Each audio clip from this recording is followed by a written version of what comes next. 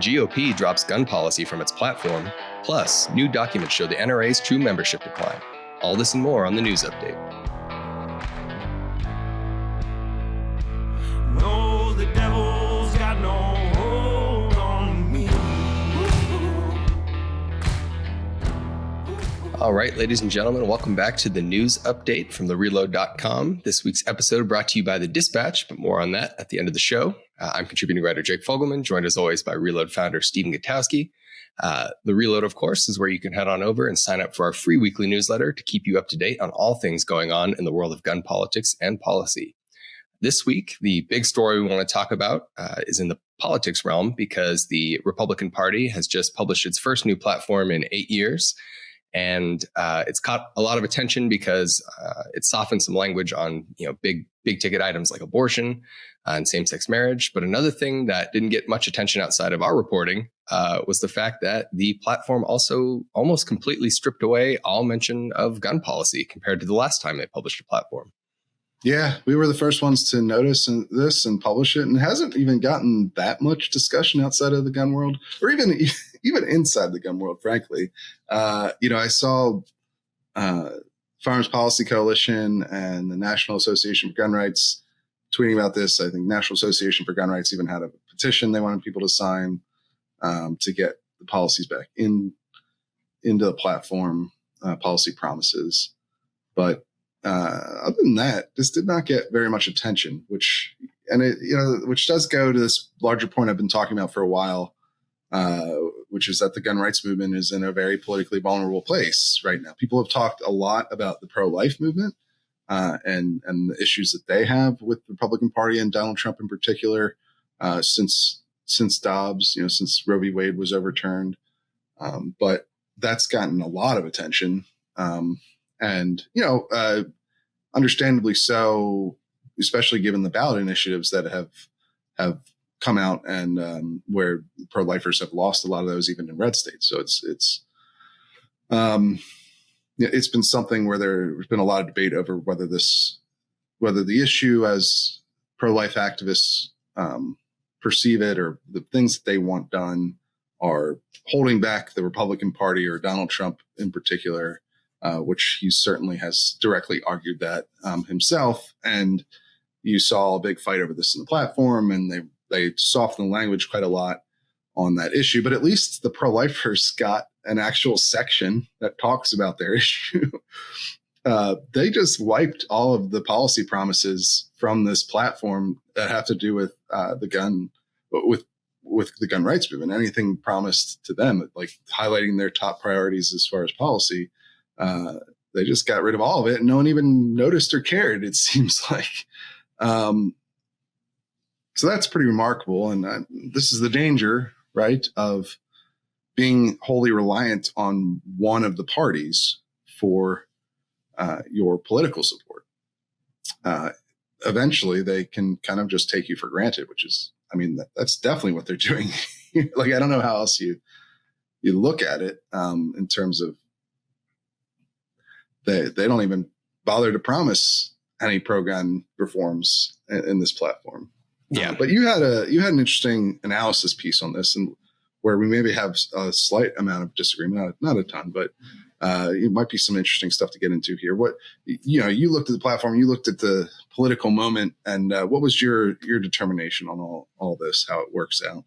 Yeah, I just thought looking at it in the broader context, there's been a ton of reporting on this. And I think the Trump campaign has even confirmed that a lot of this platform was, it's very transparent that this is a very Trump influenced platform, right? Even down to the punctuation and the writing style that, the all caps in the platform. But, pulling out things like abortion, softening things like same-sex marriage, entitlements, it was all part of this broader thought process in the Trump campaign that we need to moderate. We need to get rid of issues that we think are vulnerabilities among swing state voters and moderates. And the fact that they've been pretty transparent about that whole thing. That's their purpose. Right? Yeah. They had not hidden the ball on that. And the fact that they lumped guns in with that in that sort of category of policy issues that they think, they need to hide, essentially. I think that should make gun rights voters uncomfortable, because that's also sort of in a corollary way, what the Democratic Party thinks now. They think they're emboldened on the gun issue. Before, obviously, the debate and everyone came focused on Joe Biden's viability as a candidate even, you saw a lot of messaging from the Biden campaign that guns was going to be one of their big issues to actually help them gain swing state voters and moderates. Or at least to turn out their own base, right? Yeah, at least to get them to the polls. So the fact that both parties now seem to agree on that point, I think is a little bit of a rough spot in the political power situation for gun rights voters. Clearly, gun politics just doesn't have the same power it used to have electorally. If listeners could recall, maybe during the first Obama term, Rahm Emanuel, who was Obama's chief of staff in that first term, rather famously told the Democratic Party to shut up on guns because it was going to harm them in these swing states. And that's how they were able to get all those blue dog Democrats elected. And they had a 60-seat majority in the Senate. And so the fact that we've gone from that now to this, where the Republican Party is the one saying, be quiet on guns, don't talk about it because we want to get those moderates out, I think it says something about the relative power that guns have in our politics at this moment.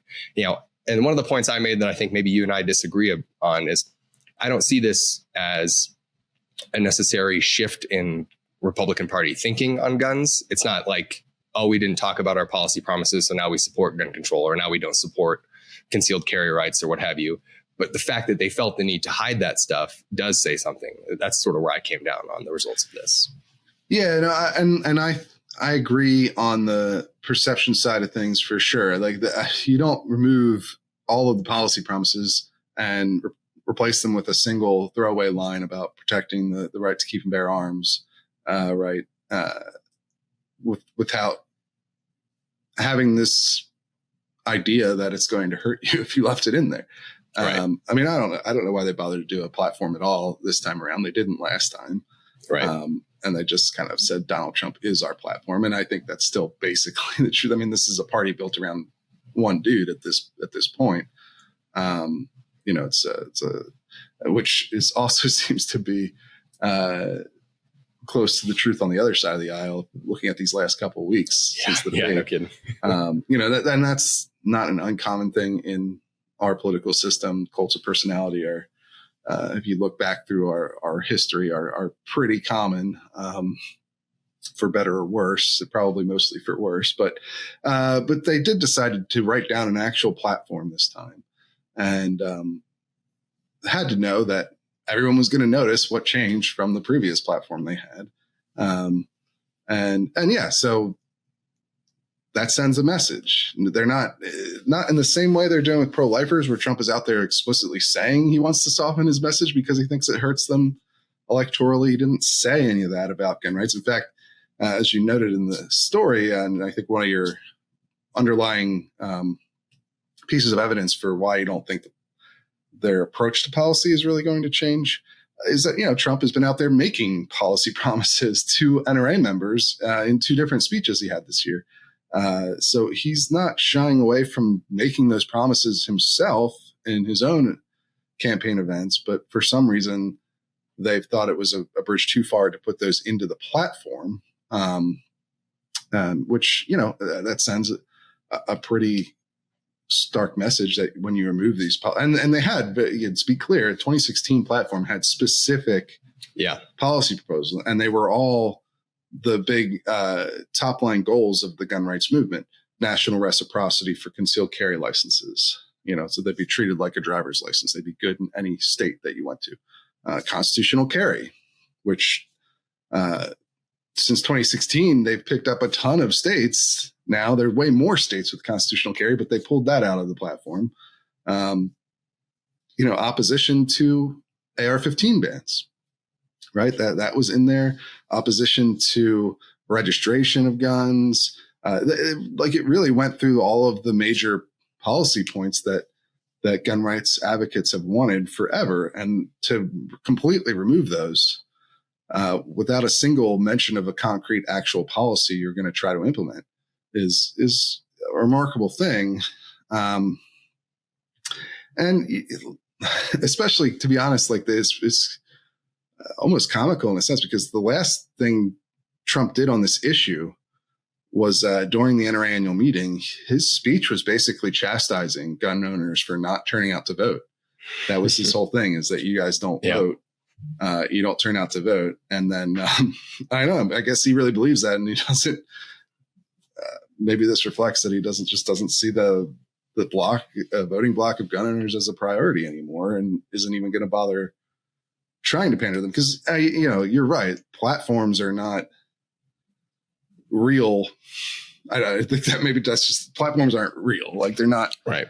It's not like you get into office and you're going to go through your platform and be like, oh, okay, we haven't done this yet. They're just kind of supposed to set up what the party does, or what its beliefs are.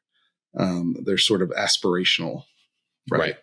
And so I don't think it means that they're going to overnight start supporting a bunch of gun restrictions, but it is a bad sign on the policy front too, to have them not even bother to promise anything, especially when Trump has a record of, not being 100% on gun policy, as far as supporting pro-gun positions all the time. Like, he obviously did the bump stock ban, which the Supreme Court just found unconstitutional as an overexertion of the ATF's power, which Joe Biden has modeled all of his executive actions and ATF rules off of. And obviously when he was president, he reportedly considered backing an AR-15 ban after the El Paso shooting and was talked out of it. He publicly supported red flag laws. Famously said, take the guns first and have due process second. That was during a roundtable discussion at the White House with a bunch of Republicans, Democrats, where he was continually attacking the Republicans as being beholden to the NRA. Now, again, he was talked out of this by, ironically, the NRA. Right. So he didn't. The policy contrast, or what's likely to happen on policy between Donald Trump and Joe Biden, I think remains basically the same. Trump is not incredibly reliable partner for the gun rights movement, but Joe Biden is actively hostile to it. And this is the dilemma that you run into if you're a gun rights activist, is that one party is going to be taking you for granted. Maybe they'll do things you want sometimes, but it's not going to be at the top of their priority lists. And then the other party just doesn't like you at all and wants to actively oppose everything you believe in. So it's not a very strong political position to be in, frankly. No, and it comes off of, I mentioned this sort of at the end of my piece, it comes off of sort of a string of political setbacks. Obviously, in the legal realm, you've seen victories with the Bruin decision and all that. So the legal realm, they're doing well. But politically, you have the NRA, just as we're talking about, we'll talk about again later a little bit because we have some news on that front as well. But you have the NRA, which is the most politically influential gun group, right? The others are mostly focused on the courts, but the NRA is the political presence. And they've had to greatly pare back their political presence because of the corruption scandal and the reduction in membership and money. And so they just don't have the resources to be as politically influential as they used to be.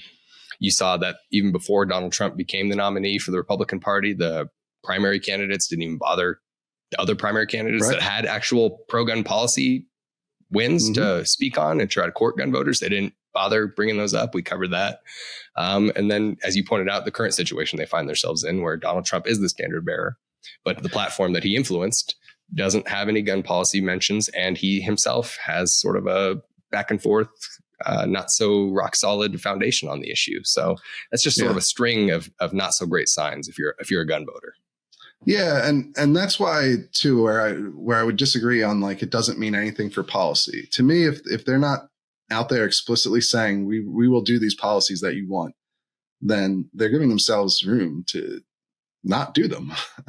Now, like, I don't know, maybe that's not a real world change because, when the Republicans had control of Congress and the presidency, they didn't implement any of those policies from 2016 anyway. Right. Other than opposition to increased gun restrictions, which, we've talked about this before. I think maybe I talked about this on the Dispatch podcast, but there's sort of three levels to gun owners in America. There's your top line, there's so many gun owners. It's like 52% of voters, according to NBC's most recent poll, or have a gun in the house. And I think the AP says 46% of Americans. It's a lot of people. It's well over 100 million people. There's not a lot. Not everyone is going to agree when there's that many people on what they support. Then you have your sort of gun voter block, people who vote on this issue, or at least it's part of their consideration on how to vote. And I think most of those people, to be frank, they just don't want new restrictions. And that's why, in a certain sense, Republicans can kind of take them for granted, as long as they're not proposing new restrictions like the other side is, because that is absolutely what Joe Biden is proposing. His main policy, he's running on re-election in terms of guns, is an assault weapons ban, right? An AR-15 ban. So as long as you're not doing that, a lot of gun voters are fine with it and they're happy with it. Then you get down to the gun rights activists. And there's still a lot of those people, right? There's still a lot, probably most of our audience would probably fall somewhere in that realm where they care quite a lot about the policy and they're not happy with just not passing new restrictions. And honestly, that middle level, the gun voter space, they mainly don't care about new restrictions on things that actually affect them directly. Like that's why the bump stock ban doesn't necessarily hurt Trump a whole lot with Republicans and gun owners generally, because most people didn't own a bump stock. But most people do own an AR-15. Like a lot of gun owners do own AR-15s. It's the most popular rifle in the country. So, if he went to support something like that, he might lose a significant number of actual voters, but smaller restrictions kind of go under the radar with the gun voter block, that middle level. They make gun rights activists very angry. And like the comments about take the guns first, due process second, makes gun rights activists very angry. Those are the people. He just doesn't seem to care that much about appealing to them. He wants to appeal to that middle block, which is a lot more people, to be fair. But that's I think the reality of gun politics and where this comes from. Like they're not proposed. It's not like the platform came out in support of an AR ban, right? That might get a lot more people up in arms. Not including these policy promises. That's going to upset activists, but your average gun voter isn't even going to know anything about the platform, what's in this piece of paper. But I do think it gives them more wiggle room to not pursue pro-gun policies in any serious way, even if they weren't really doing that before, regardless. Agree to more moderate gun restrictions like they did with the Bipartisan Safer Communities Act in 2022, right? I mean, not having it in there, I think you're right that it's not a sign that immediately there's going to be a wild shift in what Republicans back on policy front, but it's not a good sign, and it could lead to that. And that's, I guess, where I had the disagreement with what you had written. I just think it is more of a risk than maybe you think it is. I don't know. Yeah. As far as the policy stuff, I think it's a fair point, especially on it gives them more room to not propose pro-gun legislation. Like gives them more room to not introduce a concealed carry reciprocity bill should they get a trifecta or something. I think that's a fair point. But of course, we'll have to wait. We'll have to see how it plays out as the election comes, and should Donald Trump take office, and should Republicans take power in the Senate and hold the House, and then you kind of is put up or shut up time. They have the power; they can introduce legislation, and we'll see where their priorities lie. And by the way, I was pretty surprised to see this happen. I'm interested in what your reaction to it. Just like I was expecting the fight over the pro-life stuff because that was telegraphed for a while, or even the gay marriage, softening the position there, because this is another point you made I thought was good. It wasn't every controversial issue that they softened, right? They took harder lines on some issues, immigration in particular. And so that, like, clearly they think immigration is, while it can be divisive, is a winner for them. which polling I think probably backs that up to some degree at least. And they, while they clearly think that abortion and gun rights are a losing issue, but they didn't telegraph the gun rights stuff. And it was, while it's not shocking given what we've just said about Donald Trump's record, it is a bit surprising because, he's been at 2 different NRA events. They claimed at their annual meeting that he was going to do another event with them. We haven't heard anything about that yet. So I don't know if it's going to happen or not, but he hasn't been out there saying, other than doubling down on his support for the bump stock ban, he hasn't been out there saying, oh, the gun rights people need to lighten up because we need to win elections. Because like when he talks about the pro-life people, he just literally says, we need to win elections. So I'm going to moderate on this issue. Like that. He hasn't done that with gun rights. So it's kind of ironically, the Dispatch is where I found this. We'll mention more about them later because they're the sponsor of the episode. But when they put out their morning dispatch and had the link to the full platform and I read it, I was like, oh, wait, they don't even mention any gun policies at all. They just stripped that totally out. That's kind of weird. Because like the thing to do would just be have some boilerplate stuff in there, even if it was a little bit less detailed than the 2016 platform. Just have some policy promises. All they have is that one line and it's not even its own issue. It's like lumped in with 3 other issues. Yeah. So I was pretty surprised. What about you? Yeah, I was surprised by the extent to which they backtracked. Like you said, going from Second Amendment getting its own section, replete with multiple paragraphs where here's what we support, here's the specific policies we oppose, and that's what we believe. So I was surprised to go from that to, like you said, just a clause, a hang-on clause to multiple other issues in one line. I thought, that's a pretty stark difference.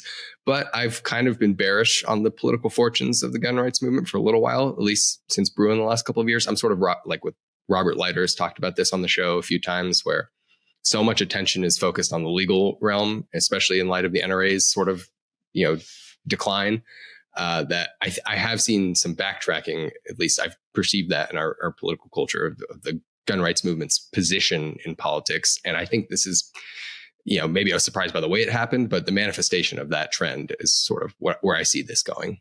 Yeah, that does make sense. And I think that's how I view it too. But I still would have just expected some boilerplate to be in there. Hey, at least a throwaway, like a couple lines. Like, here's our Second Amendment section. We oppose the Biden agenda. Right. At least as like Biden is bad, we're good kind of thing. That's a common way to message on this stuff. And that's what they did on other issues. Yeah. They did. So I don't know why they couldn't do that this time, but it is a little surprising. It just amps up the sort of apathy towards gun voters and gun rights activists that exist within the Republican Party at this point. Like, it's just, the RNC starts next week, right? It starts on Monday. Yeah. As far as I'm aware, this is this contrast may repeat itself once again next week, because in 2016, Chris Cox, who was the head of the NRA's Institute for Legislative Action and the Political Victory Fund, its political action committee, he spoke at the RNC in 2016. Obviously the NRA was a huge part of Donald Trump's win that year, because it was one of the only major outside groups that backed him with a lot of money against Hillary Clinton.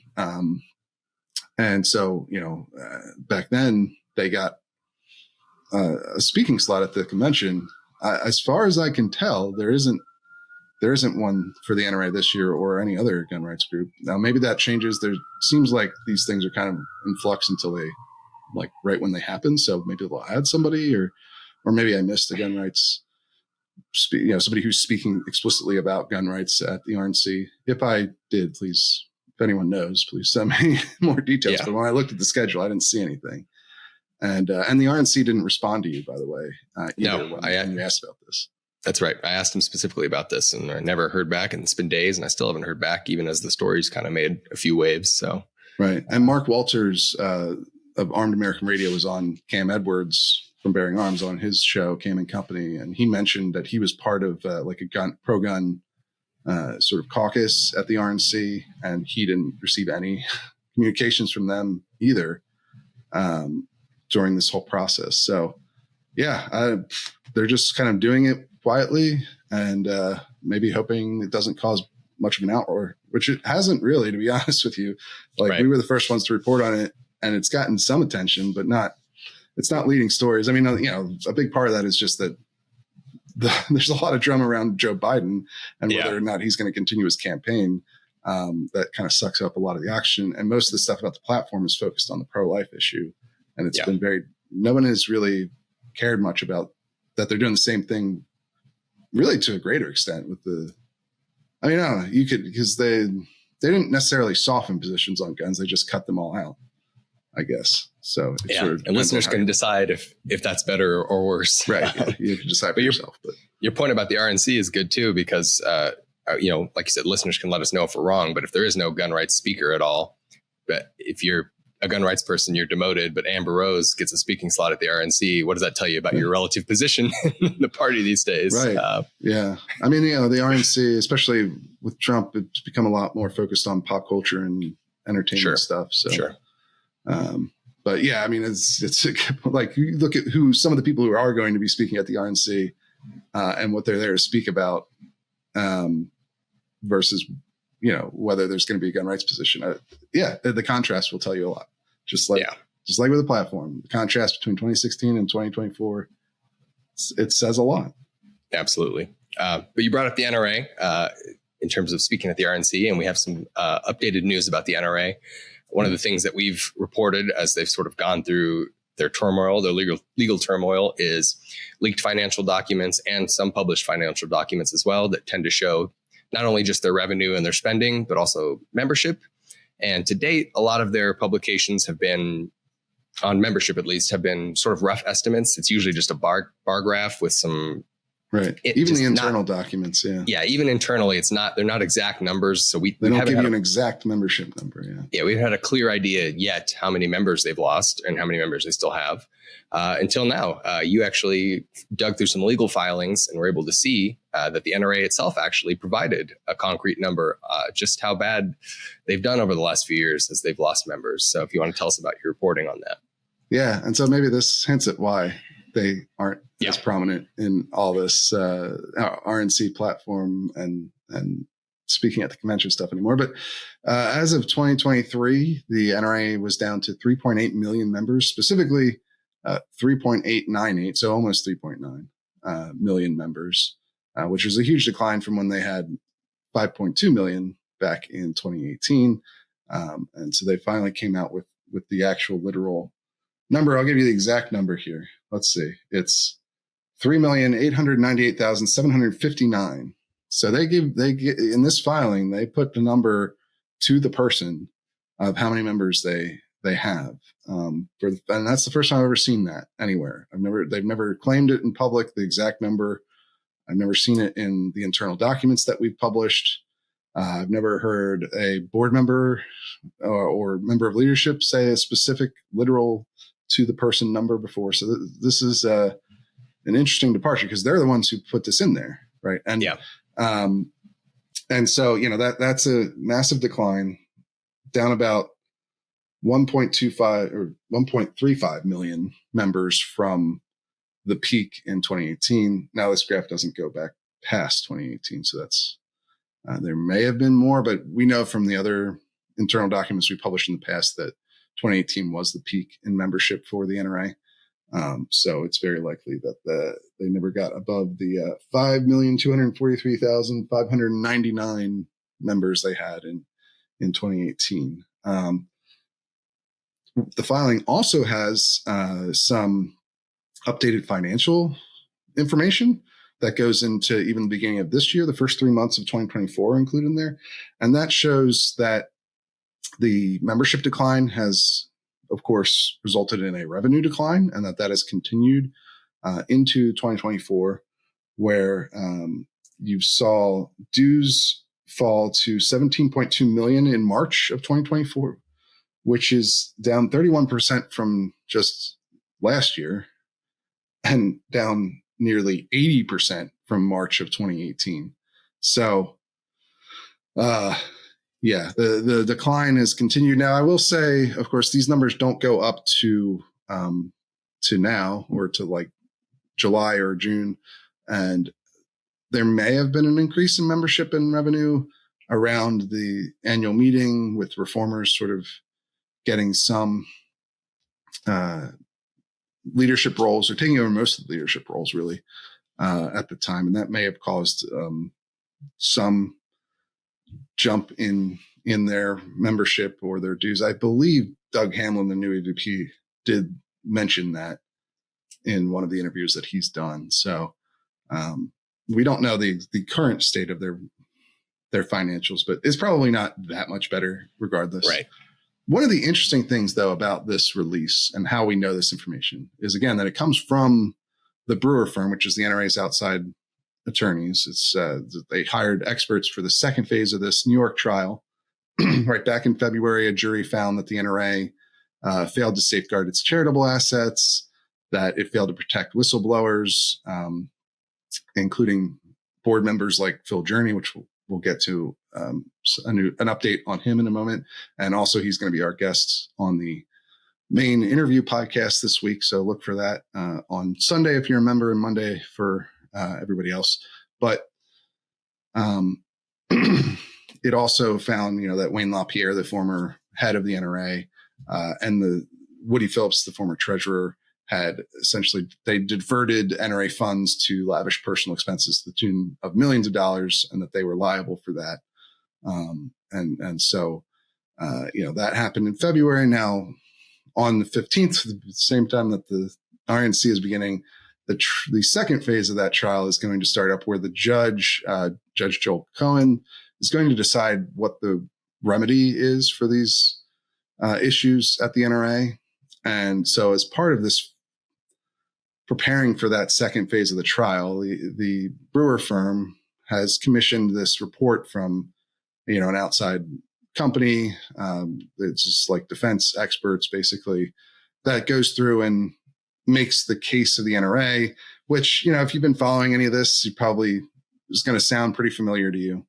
Although it might be, some of the way they're doing this is a little interesting. But basically, the Brewer firms and NRA's position on all of this, the corruption allegations, the lawsuit brought by the New York Attorney General, is that they had already fixed these issues. They knew about them. There were some issues, and they fixed them back in 2019, before the Attorney General even launched her suit against the organization. And, that they blame her for being politically motivated because, in her campaign for AG, she did tell Ebony Magazine that she thought the NRA was not a charitable organization, but a terrorist organization. So she's obviously publicly expressed some serious animus against the NRA. And so they blame her for this decline that we've seen. And that's why this stuff is in their filings, right? When I first saw this, I expected it to be maybe in New York's filings. But no, this is their filing. And they're saying, look at here's our revenue decline. Here's our membership decline. Things are going poorly for the NRA. They've been going poorly during this entire process. And they have the expert, but also a number of NRA employees, including the current treasurer, Sonia Rawling, and the chief of operations for the National Rifle Association's Institute for Legislative Action, John Comerford, I believe is his name.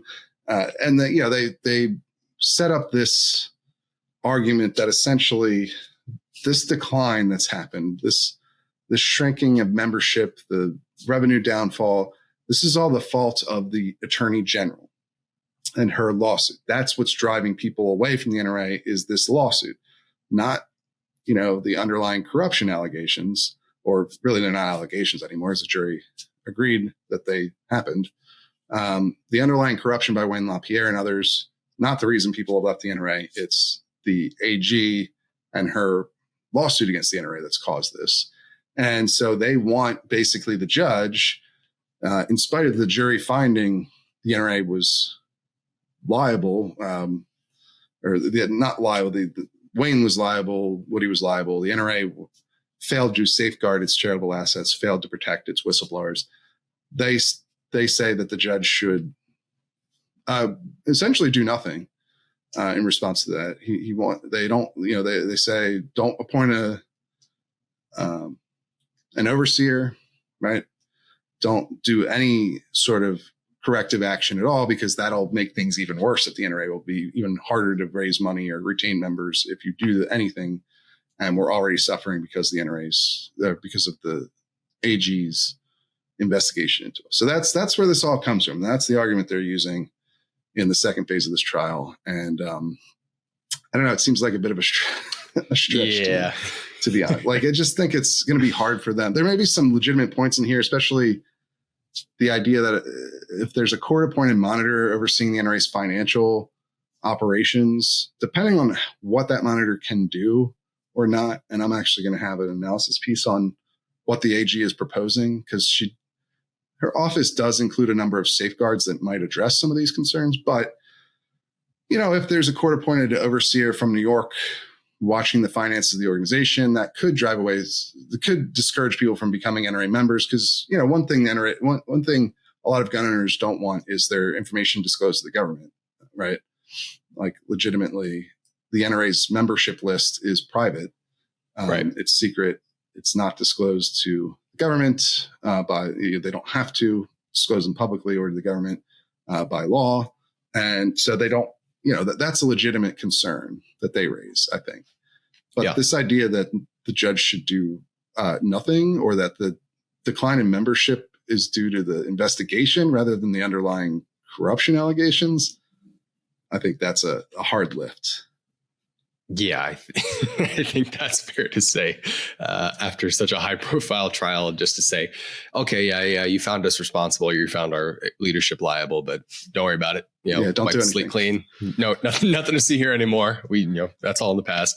I think that's a little bit of a stretch. And also, I totally agree with you about the trying to assign the membership decline to the fact that someone noticed the corruption, not the corruption itself, is also a little bit of a stretch as well. But yeah, I mean, I've never heard anyone say that they were stopping their NRA membership because they felt the New York Attorney General was unfairly going after the NRA. The people who think that, right? And there are people who think that, certainly. And look, there's multiple things can be true at once in this situation. The New York Attorney General's public comments do color what she is doing here, right? Like, and her attempt to dissolve the organization at the outset, to try and shut it down, even though it is very clearly one of her political opponents. She made that extremely clear publicly, and then she tried to shut them down. That you can be opposed to that or be concerned with what she's trying to do while still understanding that some of the underlying accusations were true. But yeah, I mean, I just think the problem they have is this, and, they kept alluding to this as I read through these depositions that were included in this filing, they would sort of say that this was their impression of why the membership had left. But they'd never give any sort of concrete evidence of that. They just said conversations they'd had. Well, every conversation I've had with an NRA member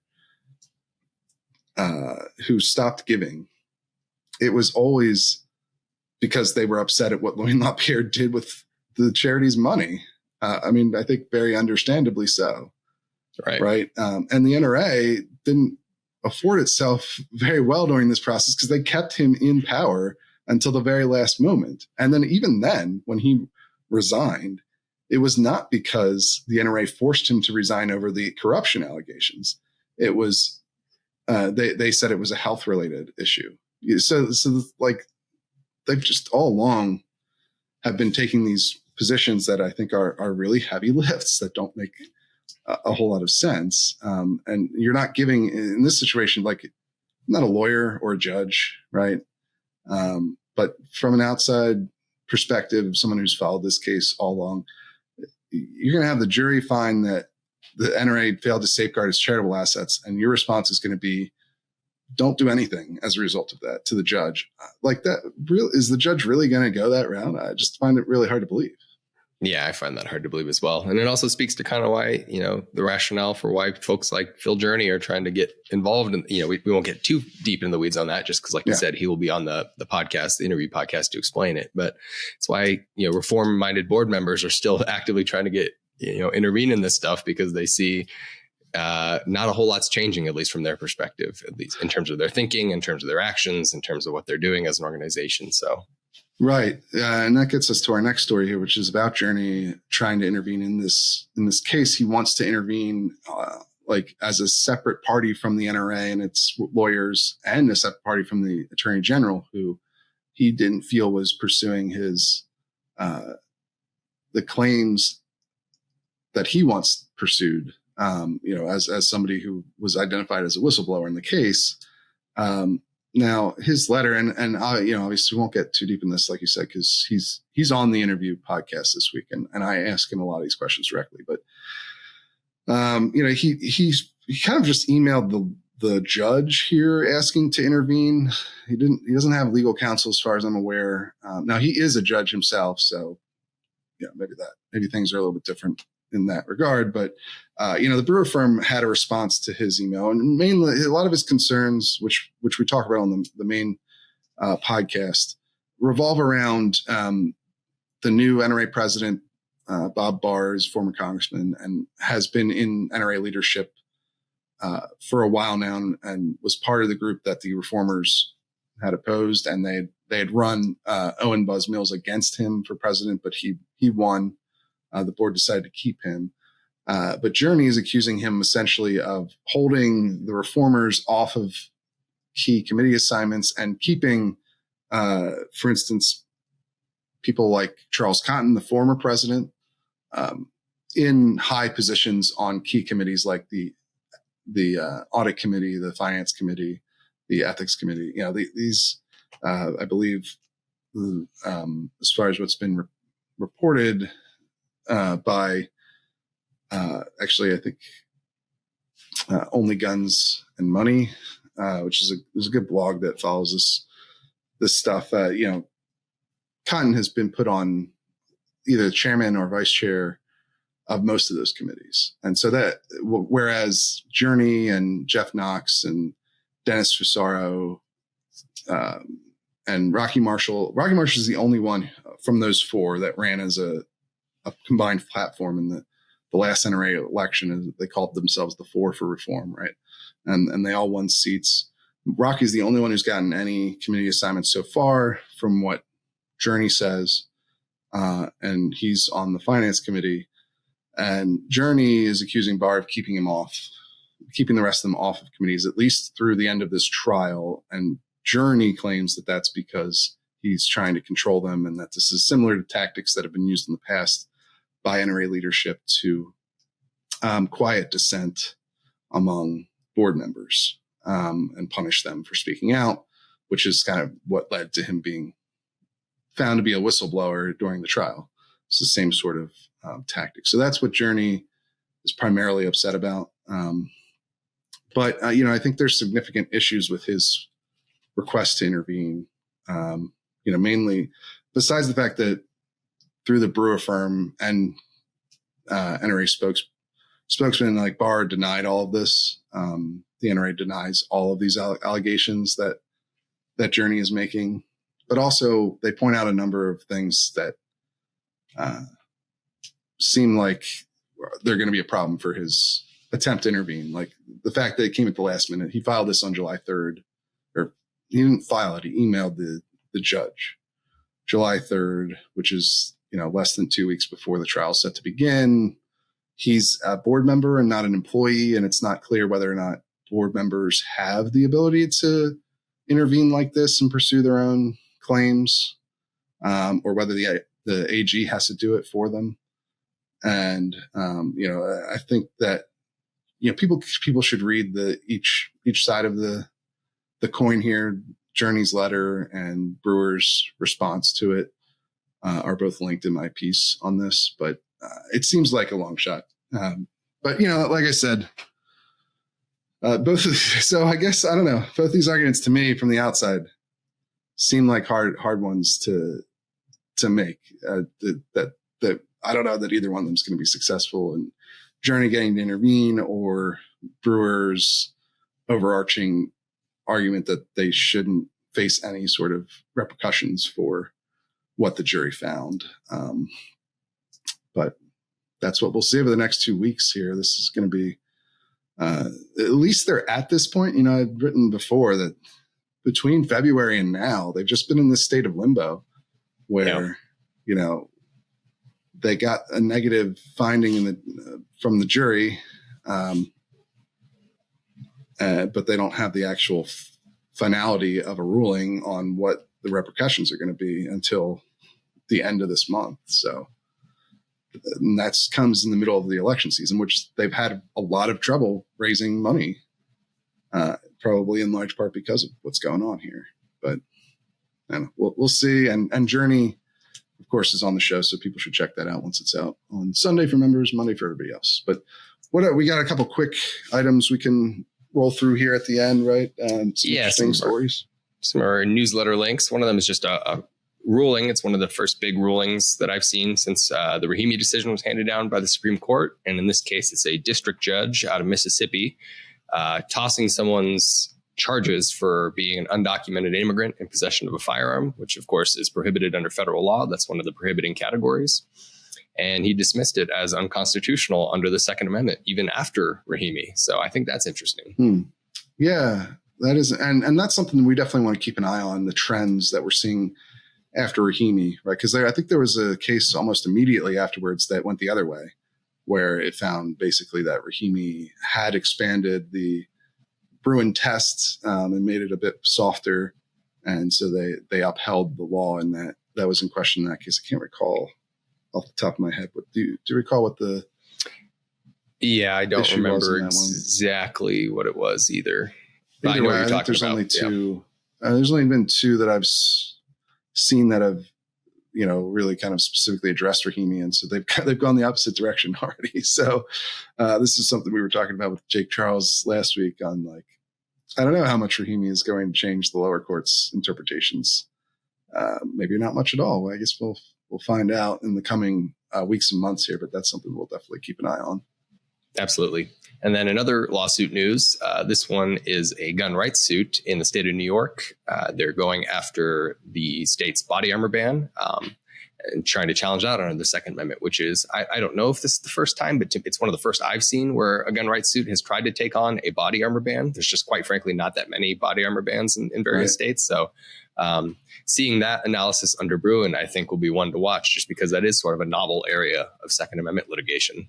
Yeah, absolutely. That stems from the Buffalo shooting where the attacker used a bulletproof vest, right? So yeah,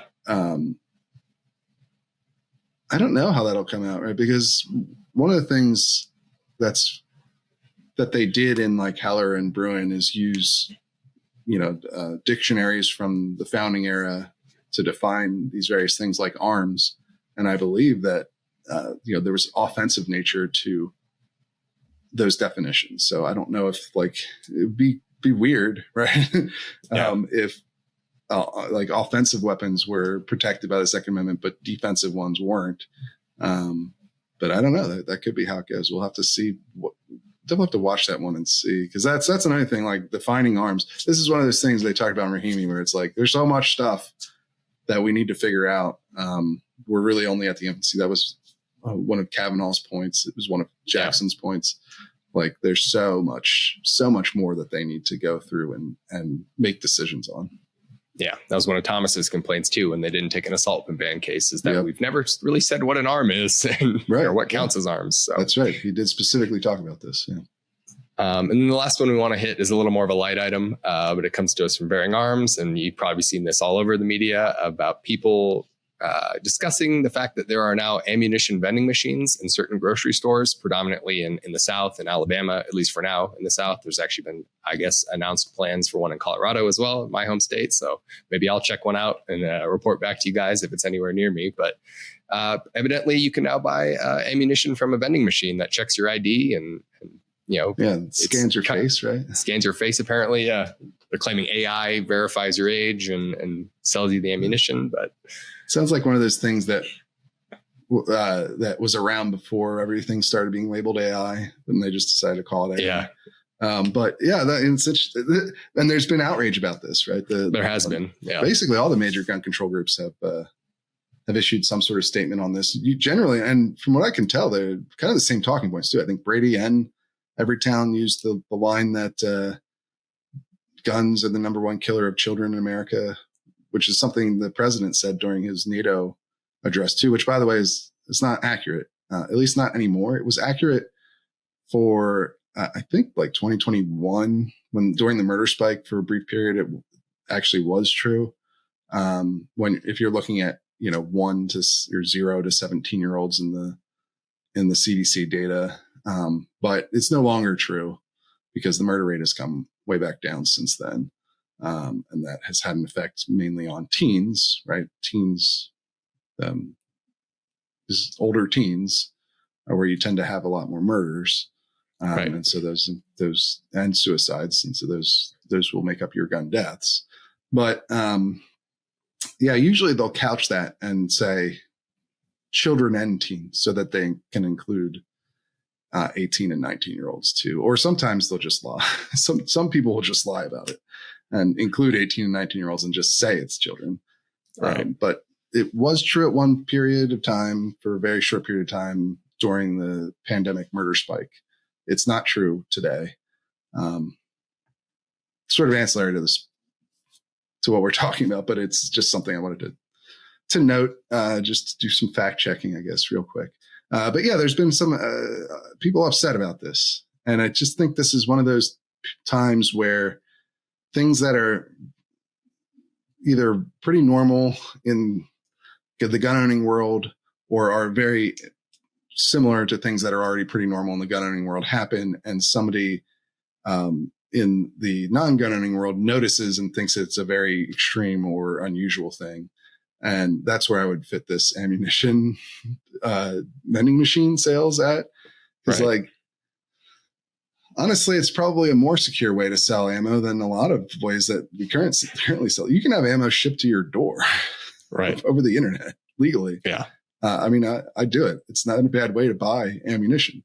Yeah, especially if you can find a good deal. Yeah. But you could also just go into Walmart, which is where I also buy my groceries. I'm a reporter. I don't shop at Erewhon or Whole Foods. I shop at Walmart for my groceries, but you can also buy ammo at Walmart. So it's not really like a shocking divergence of that was one of the focus. I think Brady said, they were like, the gun industry wants to sell ammo like candy and it shouldn't be in grocery stores because I don't know, because children go to grocery stores is sort of their argument. And but yeah, a lot of big box stores sell ammunition alongside groceries. It's not some new thing. It reminds me of sometimes roofers or some business will give away like an AR-15 or somebody will raffle off an AR-15 in a giveaway, the drum up business or whatever. It's not an uncommon thing. And every once in a while that becomes a small center of outrage with somebody who didn't know that this happens, finds out about it. But yeah, that's what this strikes me as. Other than one, I kind of want to buy some ammo from a vending machine because it just sounds like kind of a funny experience. Although I kind of assume it's a ripoff, right? Like it's got to be a ripoff. They have to put some huge. Most novelties are, yeah. Yeah, so I probably wouldn't actually do it, but it'd be fun to watch how this machine works. I'd give it a shot. Like I said, depending on where this plan is in Colorado, my guess is because of the outrage and stuff, it'll probably be in rural Colorado somewhere, so I might have to drive a little bit. But I am interested just to go check it out. Maybe I'll do it once and say, "Oh, that was neat," and then go back to buying my ammo online. What kind of ammo are they selling? And there's probably some, white box brand. Probably. We talked about this in the show a couple of years back, but to be fair, I guess most brands are owned by one company, which actually Vista Outdoors, just to mention this real quick, they're the brand that owns like all the major ammo brands people know, American Eagle and what's CCI, and I think they own like a dozen different brands. Like you go into a gun store and you see a dozen different brands. Most of them are owned by one company. There's only like 3 major players in the ammo market as far as like high volume go. And I think it's like Winchester, which is owned by Olin Corporation, and then Vista owns like the vast majority of the other. I think they even own Remington now. After Remington went bankrupt, I think Vista owns their ammo brand. But there's only a couple big players in the space. But I mean, Vista is apparently trying to sell itself to CZ. I think the company that owns CZ, which is Czech, and which has become a problem. And they're going through a whole fight over this sale. And last I saw, one of their major investors is opposing the sale. There's another competing company conglomerate that wants to buy them at a different valuation than what CZ is offering. But I think they're an American conglomerate. So there's some interesting stuff going on in the ammo market, actually. But the novelty vending machine thing is what gets most of the attention, of course. Yeah, it's a fun story. It is. I'd like to have one in my house. That'd be fun.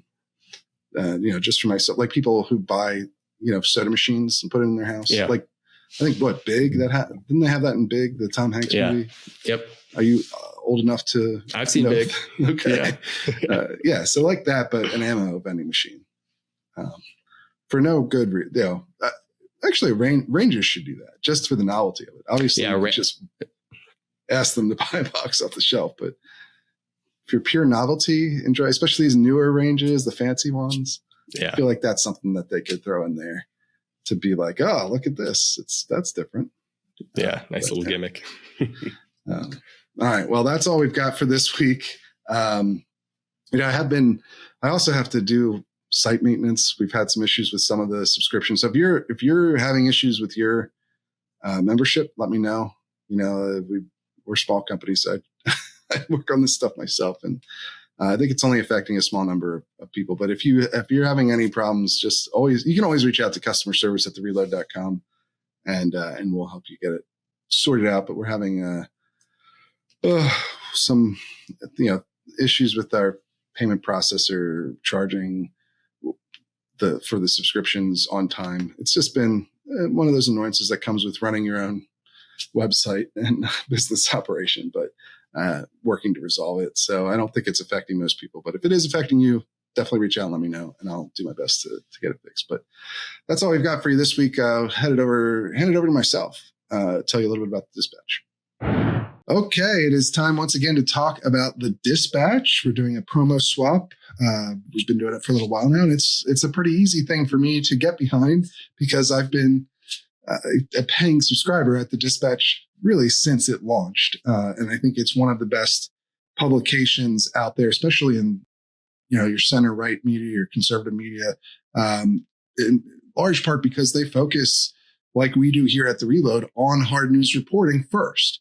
That's what they were founded to do. That's where they put a lot of their energies. I read the Morning Dispatch every single day to keep up to date with what's going on in the country, in politics, and in news from a national perspective. And I would highly recommend it to anybody who's listening. There's a free trial if you follow the link in our bio here or down below in the description over at The Reload's website or in the newsletter. You'll find the link to that free trial, so you can not just take my word for it, but go and try out a subscription over there. You'll get access to all kinds of great original hard news reporting. That's their sort of bread and butter, I would say, especially stuff that it's great to read the Morning Dispatch because it gives you a little bit of a different approach, a little bit of a different take on these stories that they're finding and that they're reporting, and they're gathering information and bringing it to you. And it just has a different editorial take as well. It's more for the politically homeless, for people like, I think there was 53% in the most recent Pew poll that wanted a different option than what they have in the current presidential election. So if you feel that way, I think you probably find yourself right at home over at the Dispatch. Of course, they have a big name and analysts and opinion writers there as well who come from a center right perspective, people you've heard of before, I'm sure. Jonah Goldberg, Steve Hayes, Kevin Williamson, I'll pun in if you've been deeply immersed in online media for, the last 15 years, like I have. One of the best writers out there. And, it continues on down the line. They've got a really great lineup of writers over there. Chris Steyerwalt's another really good one. It's just a fantastic publication. And this is actually getting long. I don't think I'm supposed to go on for this long, but it's easy to do that when I'm talking about the Dispatch, because I have a lot of respect for what they've done. Another independent publication, startup. They've really had a great success, and I think they're the model for our industry, and also a place where you're going to find value if you go over and check them out. So, click the link, get your free trial, try them out for yourself. You don't have to take my word for it. But yeah, the Dispatch, head over and check them out.